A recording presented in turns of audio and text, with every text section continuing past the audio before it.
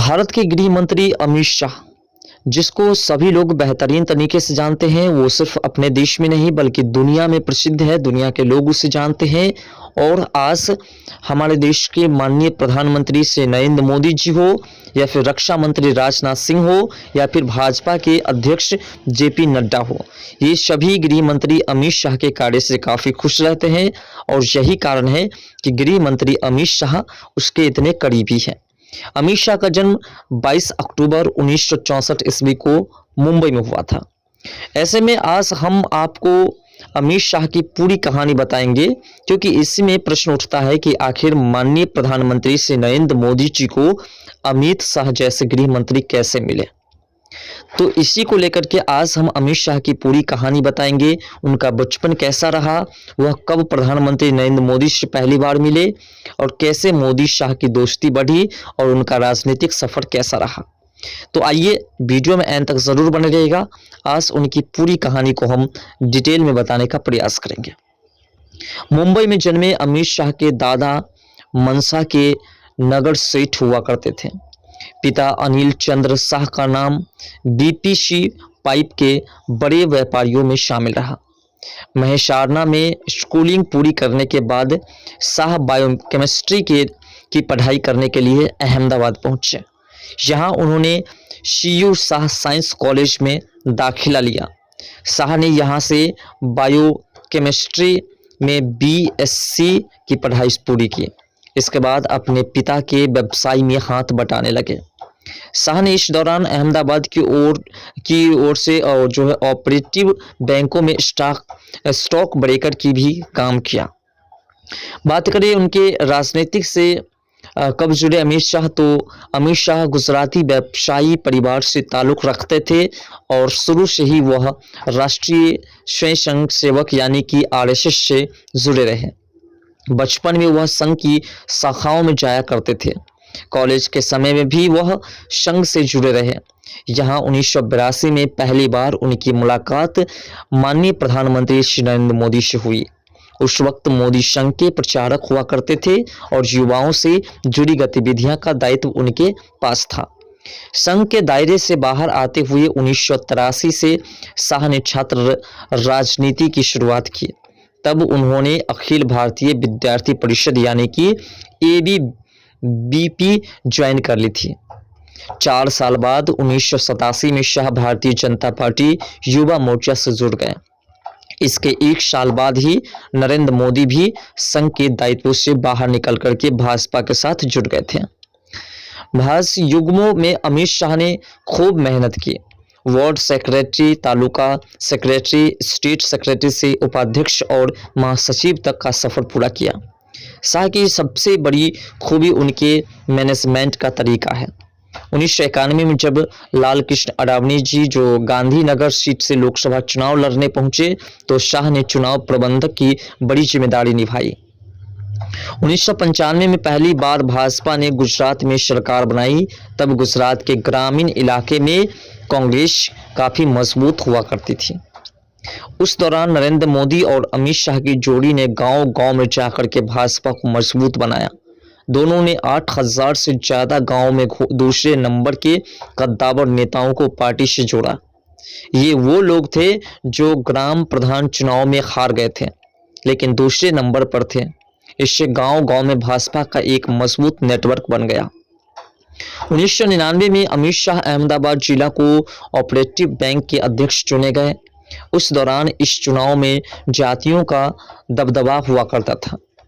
पटेल, गडेरिया और क्षत्रिय जाति से आने वाले लोग ही इस चुनाव में जीतते थे। शाह की जाति इसमें से नहीं थी, फिर भी अपनी सूझबूझ से उन्होंने इसमें जीत हासिल की। और जब शाह अध्यक्ष चुने गए थे, तब बैंक 36 करोड़ रुपए के घाटे में था।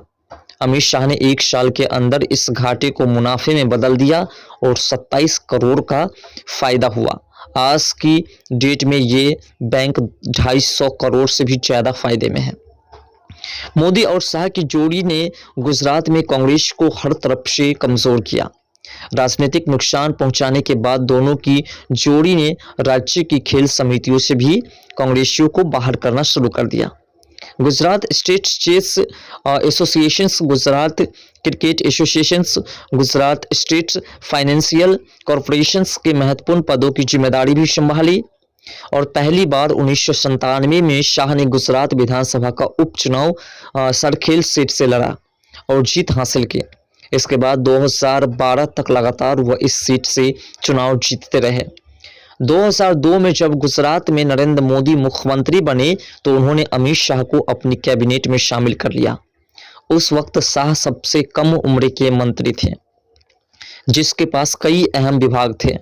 मोदी को शाह पर इतना भरोसा था कि उन्होंने उस दौरान उन्हें गृह, कानून, जेल, बॉर्डर सेक्रेटरी, सिविल डिफेंस समेत 12 विभागों की जिम्मेदारी दे दी।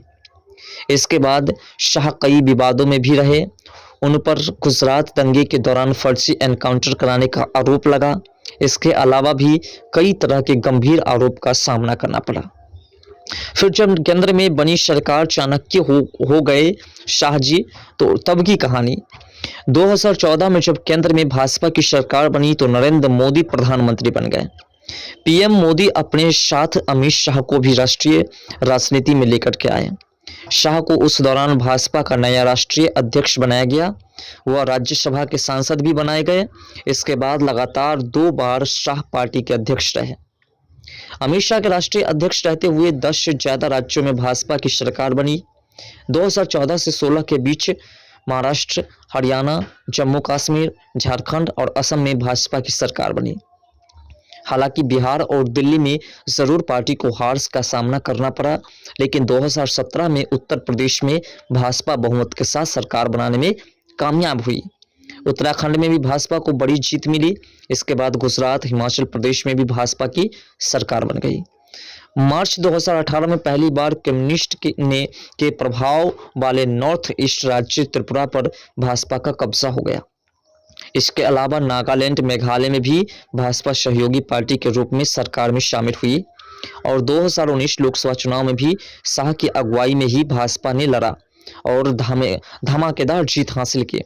इस दौरान दुनिया में सबसे ज्यादा सदस्यों वाली पार्टी होने का रिकॉर्ड भी भाजपा के नाम दर्ज हुआ।